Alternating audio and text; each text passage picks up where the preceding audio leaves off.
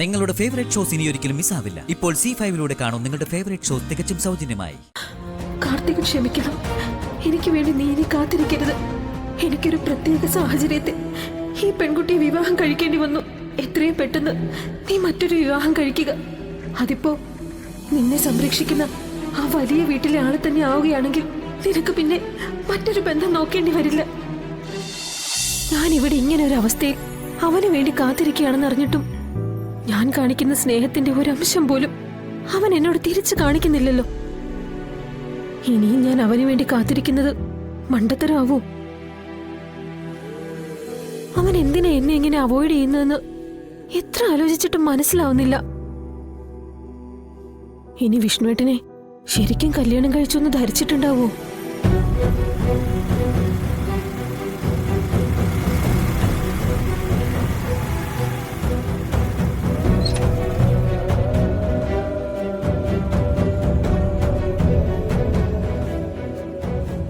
ഈ അഡ്രസ് ഇവിടെ തന്നെയാണോന്ന് നോക്കാമോ? Karthika, care of Sathyabhama. വീട്ടുപേര് ഇത് എനിക്ക് വന്ന കൊറിയറാ. ഞാനായി കാർത്തിക. ഓ, ഇതിലൊന്ന് ഒപ്പിട്ടേരെ.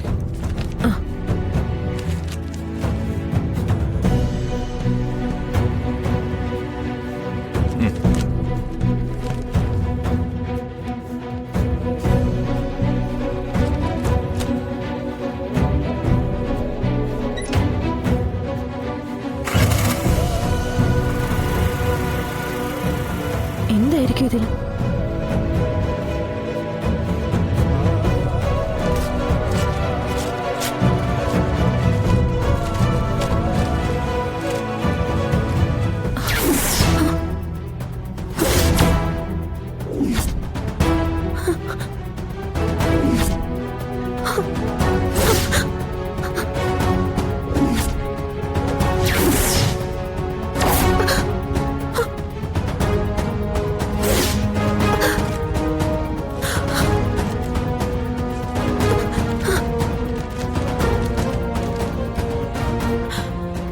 ക്ഷമിക്കണം, എനിക്ക് വേണ്ടി നീ ഇനി കാത്തിരിക്കരുത്. എനിക്കൊരു പ്രത്യേക സാഹചര്യത്തിൽ ഈ പെൺകുട്ടിയെ വിവാഹം കഴിക്കേണ്ടി വന്നു. എത്രയും പെട്ടെന്ന് നീ മറ്റൊരു വിവാഹം കഴിക്കുക. അതിപ്പോ നിന്നെ സംരക്ഷിക്കുന്ന ആ വലിയ വീട്ടിലെ ആളെ തന്നെ ആവുകയാണെങ്കിൽ നിനക്ക് പിന്നെ മറ്റൊരു ബന്ധം നോക്കേണ്ടി വരില്ല. കൂടുതലൊന്നും പറയാനില്ല. ഇനി എന്നെ തിരക്കി വരികയോ എന്റെ ജീവിതത്തിൽ കരടായി മാറുകയോ ചെയ്യരുത് എന്ന് സ്നേഹത്തോടെ ഹർഷൻ.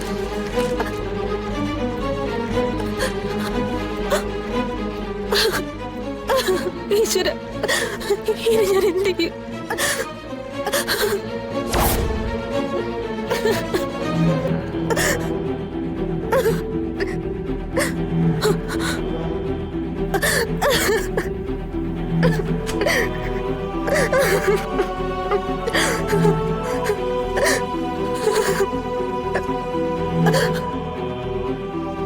ഹർഷന്റെ വരവും പ്രതീക്ഷിച്ചുള്ള ഇരിപ്പ് അവസാനിച്ചു.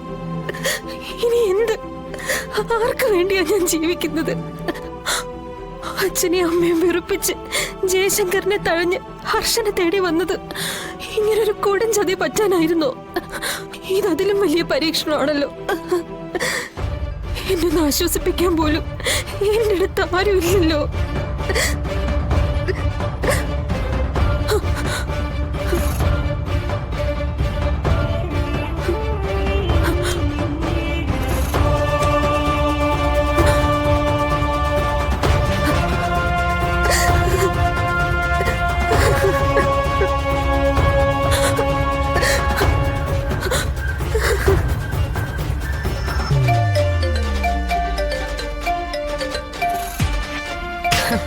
പ്രതീക്ഷിച്ച കോള് തന്നെ. Hello hello മനശ്രീ. കാർത്തികേ, നീ കരയുവാണോ? അവൻ ഹർഷൻ എന്നെ ചതച്ചു മനശ്രീ.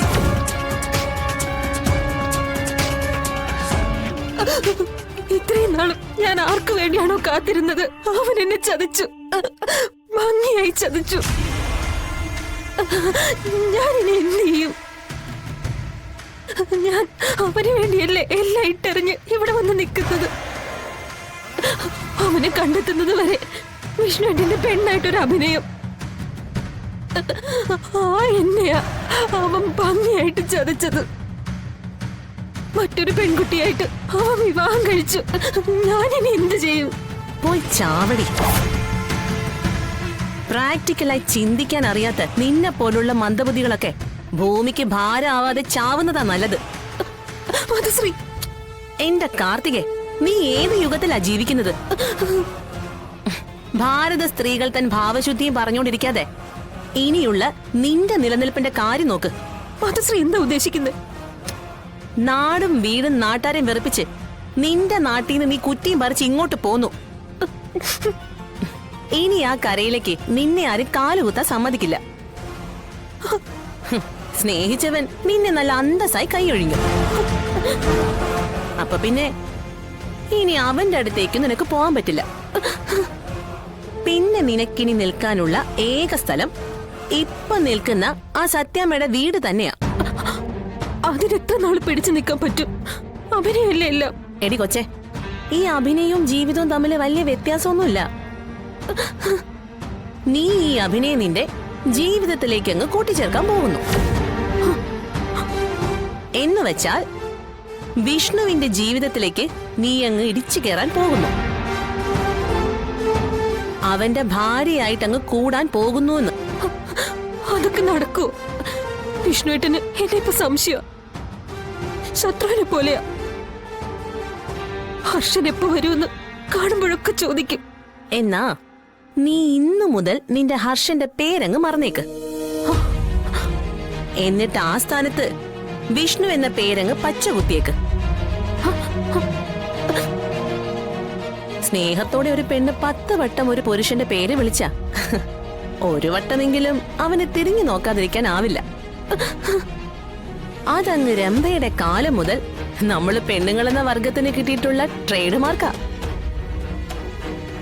നീയൊന്ന് അറിഞ്ഞു വിളിക്കേ. അവൻ വിളികേക്കോന്ന് അറിയാലോ. അല്ല, ഇതൊക്കെ നടക്കൂ? നടത്തണം. ശാലിനി സത്യാമ്മയുടെ ശത്രുപക്ഷത്ത് നിൽക്കുന്നിടത്തോളം കാലം ഇതൊക്കെ അവിടെ നടക്കും.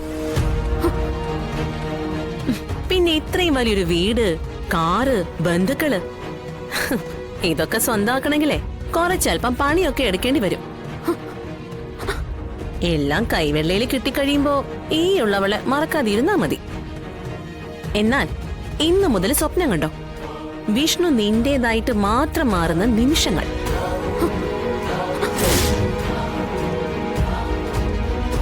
ഹലോ ഹലോ, അത്